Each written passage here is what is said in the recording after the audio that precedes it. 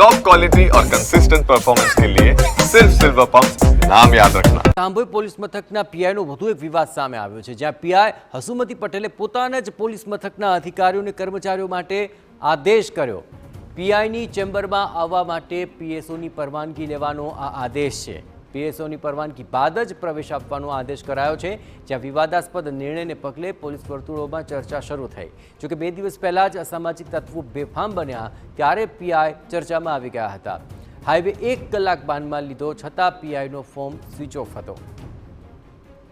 હવે ફરી એકવાર આ નવો વિવાદ તેમની સામે આવ્યો છે કે હિંમતનગરના જે ગાંભોઈ પોલીસ મથકની અંદર પીઆઈ તે હસુમતી પટેલે પોતાના જ પોલીસ મથકના અધિકારીઓ અને કર્મચારીઓ માટે એક આદેશ કર્યો છે કે જો પીઆઈની ચેમ્બરમાં આવવું હશે તો પીએસઓની પરવાનગી લેવી પડશે।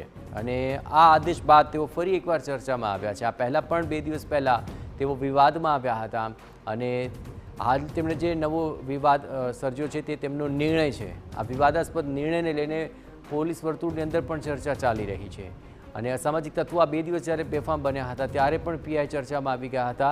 હાઈવે 1 કલાક બાનમાં લીધો છતાં પીઆઈનો ફોન સ્વિચ ઓફ આવી રહ્યો હતો અને કોઈ જ કાર્યવાહી નહોતી થઈ અને હવે તેમણે જો પીઆઈની કેબિનમાં આવવું હશે તો પીએસઓનો આદેશનો નિર્ણય લીધો છે। વધુ વિગતે વાત કરવા જોડાઈ રહ્યા છે ટીવી 9 સંવાદદાતા અવનીશ ગોસ્વામી।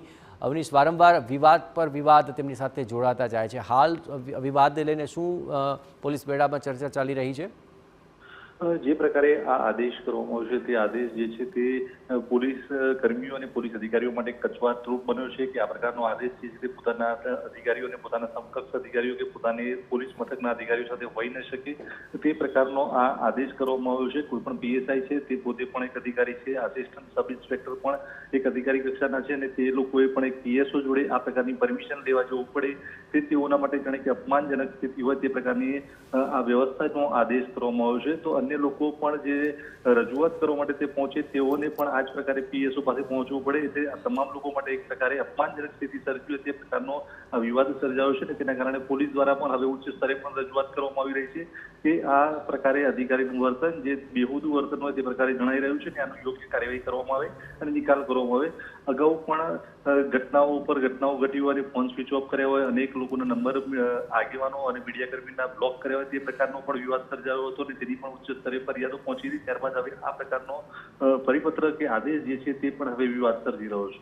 બિલકુલ અવનીશ, તમામ ગતિવિધિઓ પર આપ નજર રાખતા રહેજો। તો અગવડ અને અપમાનજનક પરિસ્થિતિમાં મુકાવવું પડે તે પ્રકારે પીઆઈએ આ આદેશ આપ્યો છે, જેને લઈને નારાજગી જોવા મળી રહી છે।